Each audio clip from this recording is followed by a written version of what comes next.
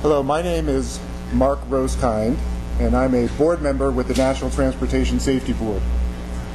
And before I begin, on behalf of all the men and women of the NTSB, we want to express our deepest condolences to the families and friends of those who lost their lives or were injured in this accident. Yesterday at about 4:30 p.m. Pacific Daylight Time, a modified P-51D was engaged in a qualifying heat for the national champion air races at the Reno Airport in Reno, Nevada. The aircraft was operating at low altitude and high speed, pitched up, climbed briefly, nosed over quickly, and impacted the ground at high speed. 3 NTSB investigators were on site at the time of the accident. It's common practice for the NTSB to have investigators on site at air races and air shows. One of those investigators that was on site was the investigator in charge of this accident, Mr. Howard Plagans. So he is what's called the IIC, or investigator in charge, Mr. Howard Plagans. At about 8:30 this morning, the rest of the NTSB team arrived, and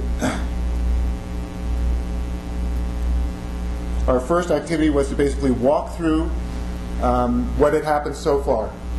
So we walked the accident site, had a chance to speak with the NTSB investigators, the 3 that were here at the time of the accident, and get an update on their current activities.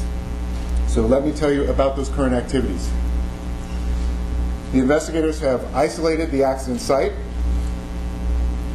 They've walked the accident scene, which means that they've gone through and identified and processed the wreckage.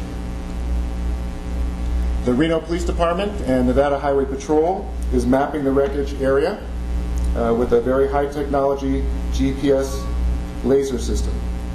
The runway has been swept, and that's in preparation to open up for operation again. The NTSB investigators have also made initial contact with the racing team crew.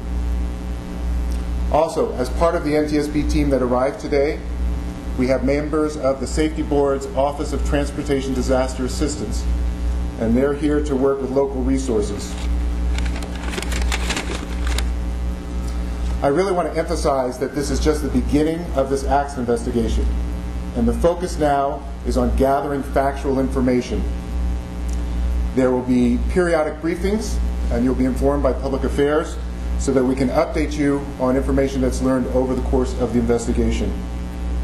And I'd like to finish by thanking all of the first responders for their efforts yesterday and ongoing assistance and support of the NTSB in this investigation.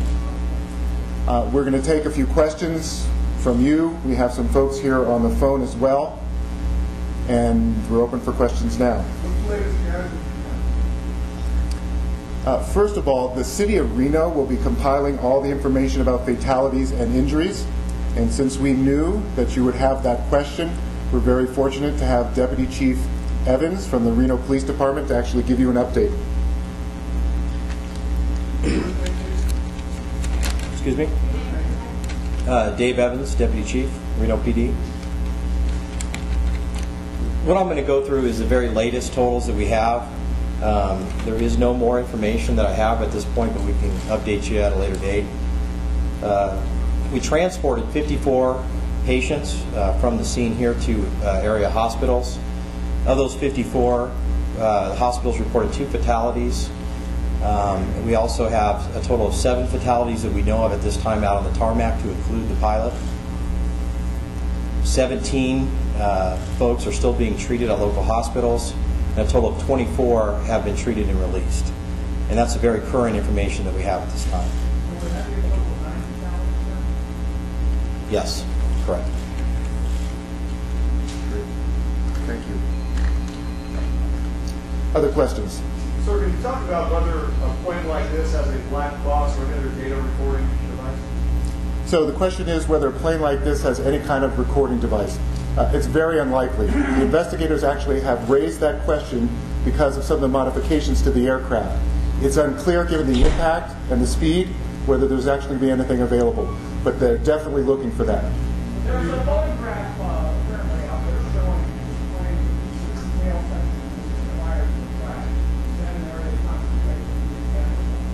So the question is that there's pictures and video showing a piece of the appearing to show that a piece of the aircraft came off. We're aware of that, and in fact a component has been recovered in the area where that was observed. But I think it's critical at this point to know that we have not identified the component. It will be examined, so we don't really know what the component is or if it even came from this particular aircraft. We are very clearly going to focus on that, and that's part of the factual information gathering that's going on right now. Mr. Armstrong, when you talk about video and photo, how that will play in this investigation? Yes. The question is how photos and video will play a role in this investigation. And in fact, that's one of the activities that's now going on, which is collecting that photo and video information, and that will be part of the information that's gathered now and reviewed intensively. And just to very briefly give you a sense, when I say this is focused on collecting factual information, because right now we're concerned about perishable information, and once that factual information is obtained, it's then brought back to Washington, D.C., where the intensive analysis will actually take place. And so to give you a sense, people will only be on site here for a few days, and it could take 6 to 9 months for the full analysis to understand what happens here. Do you have more video this time than usual? Do we have more video than usual? Absolutely. In fact, we're looking for the actual number of people given the time within the races when this occurred, but it seems like there were a tremendous number of cameras and video that was captured. Member Rosette, you take the question. Great. Operator? Currently show no questions on the line. As a reminder, if you would like to ask a question by phone at this time, please unmute your line and press. So they have no questions at this time. Can you talk about the condition of the propeller and some flight mechanics to say that based on all that video and out there that the propeller was not staying at the plane on that. So the question is the state of the propeller at the time of the accident and what was observed. Again, we've heard those reports. I think that'll be an important part of the video analysis that goes on, but it's too early to really make any comment about that.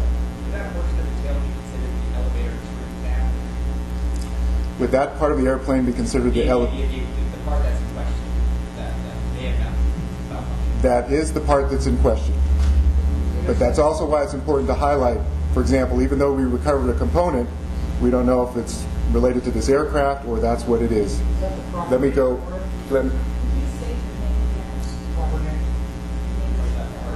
Want us to tell what you... Well, we have not identified it yet. So it's an elevator trim tab. Yes. So it's just an elevator trim tab, and Mr. Plagans we have no idea if the piece we have is actually that component. Could you say what altitude the achievement in the SUC is in impact? Can we identify the altitude and speed? Do we have that yet? no. Yeah, not at this point. So that determines in any way why there was no flight. I'm sorry, was it? Determination, speculation as to why there was no fire. So the question is, any speculation on why there was no fire at impact? Not at this point, but I'm going to use that question to also differentiate. The NTSB does not speculate. That's part of what we're trying to do is get the factual information so when you tell you something, we know it's valid. Okay, so that's a good question. Absolutely, our investigators are looking at that issue. Looking at the safety procedures of the air show. Excuse me. We'd be looking at safety procedures of the show, i.e. for people too close to the action, bringing them in and out. So the question is, are we going to be looking at the safety procedures around the show? Absolutely. And in fact, the NTSB will be looking at FAA oversight, safety procedures, and anything else that we can look at. Our job is to identify what caused this accident so that we can make safety recommendations so it doesn't happen again. And this is important because it's not just about that piece of metal, but it's any other piece that we can find where we can make a recommendation, including oversight and anything else. How is this investigation different from other investigations? With all the video information out there that make it easier for you guys? The question was how this investigation is different from others, for example, having the video and pictures available. On one hand, that's an excellent source of information. On the other hand, obviously, there's not a lot of other specific components and things from the records, certainly at this point, that we can identify. And so those will help, that information will help in some ways, but there's a lot of other aspects of this that make it quite difficult, actually. Have you been able to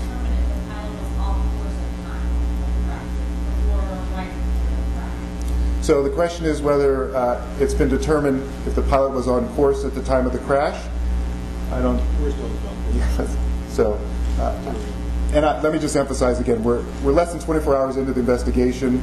That's another question that will clearly be examined, but we don't have any information at this time.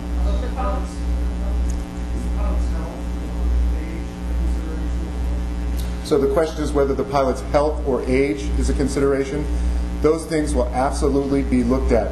Medical history, his age, training, experience, the certificates he held, all of that will be examined as part of the investigation. I'm going to go to the phones.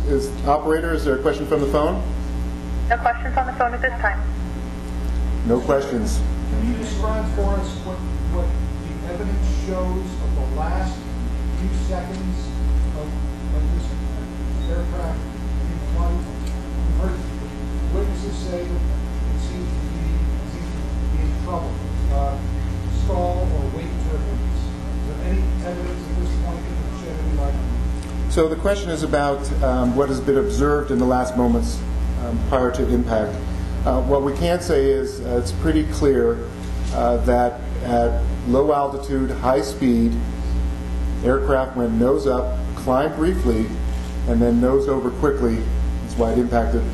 Anything further is still being investigated at this time. It's just too soon. Would you do a question for the Great. Are the way police are modified contributing to danger of situations like this? So the question is whether the modifications of these airplanes are contributing potentially to their safety risk.